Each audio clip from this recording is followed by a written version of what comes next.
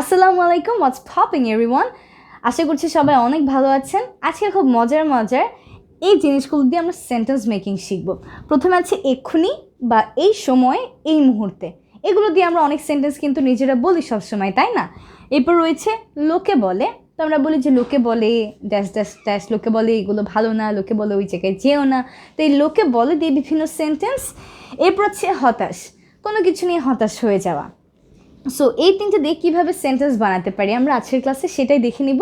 So চলুন দেরি না করে আজকের ক্লাসটি আমরা শুরু করে ফেলি।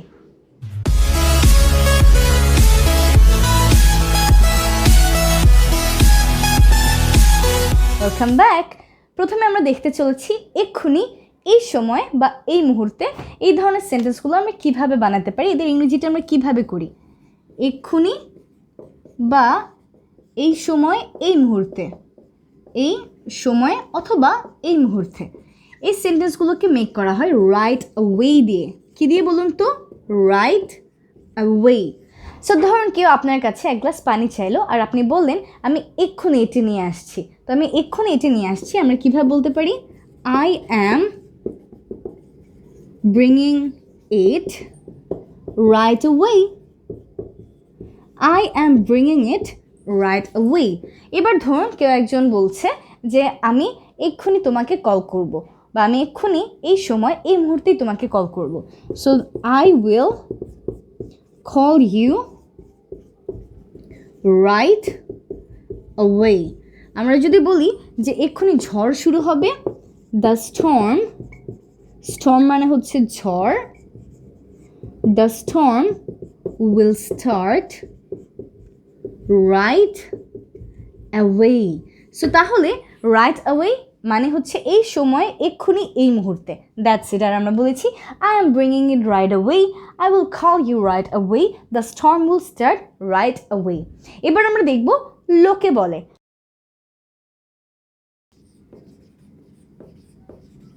লোকে বলে এই ধরনের সেন্টেন্সগুলোকে আমরা মেক করি দেই সে দিয়ে। কীভাবে বলুন তো?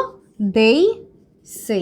এবার তারা আসলে কি বলে বা লোকে আসলে কি বলে সেটা আমরা সামনে জাস্ট বসিয়ে দিব। ফর এক্সাম্পল আমি বলতে পারি they say it is not good to go to that place alone. তার মানে লোকে বলে ওই জায়গায় একা যাওয়াটা ভালো না।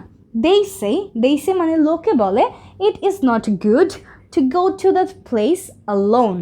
আমরা বলতে পারি যে লোকে বলে সে একজন ভালো মানুষ ছিল। they say he was a nice person, etc. তাহলে লোকে বলে এর জন্য আমরা কি বলি বলুন তো? they say. এবার আমরা 3 নাম্বারটা দেখব, সেটা হচ্ছে কোনো কিছু নিয়ে হতাশ হয়ে যাওয়া। সো কোনো কিছু নিয়ে হতাশ হয়ে যাওয়া, এটা দিয়ে যদি আমরা কিছু বলতে চাই, সেন্টেন্সগুলো কীভাবে মেক করতে পারি? হতাশ, কোনো কিছু নিয়ে হতাশ হয়ে যাওয়া। এই হতাশ হচ্ছে কি ফেড আপ, আর আমরা সেন্টেন্সগুলো মেক করে থাকি fed up with something, to be fed up with something. For example, I am fed up with your work. তোমার কাজ নিয়ে আমি হতাশ। I am fed up with your work. আমরা বলতে পারি I am fed up with my result. আমি নিজের রেজাল্ট নিয়ে নিজে হতাশ। আমরা বলতে পারি he was fed up with that matter. তার মানে সে ওই ম্যাটার নিয়ে, যে কোনো একটা কাহিনী নিয়ে অনেক হতাশ ছিল, অনেক ফেড আপ ছিল। আজকে আমরা কি কি শিখে নিয়েছি? প্রথমত আমরা শিখে নিয়েছি এক্ষুনি, এই সময়, এই মুহূর্তে। এই ধরনের সেন্টেন্সগুলো আমরা বানিয়ে থাকি রাইট অ্যাওয়ে দিয়ে। এরপর আমরা শিখেছি লোকে বলে। লোকে কি বলে? এই ধরনের সেন্টেন্সগুলো আমরা বানাই দেই সে দিয়ে। সবার শেষে আমরা দেখেছি হতাশ, কোনো কিছু নিয়ে হতাশ হয়ে যাওয়া। এই ধরনের সেন্টেন্সগুলো আমরা মেক করে থাকি ফেড আপ দিয়ে, to be fed up with something or someone. That's it. So এই তিনটা দিয়ে আমরা নিজেরা পাঁচটা করে সেন্টেন্স মেক করা ট্রাই করব আর বাসায় প্রচুর প্র্যাকটিস করব যে কিভাবে আমরা এদেরকে দিয়ে সেন্টেন্সগুলো বানাতে পারি। দেখা হবে আপনাদের সবার সাথে ইনশাআল্লাহ পরবর্তী কোনো একটা ক্লাসে।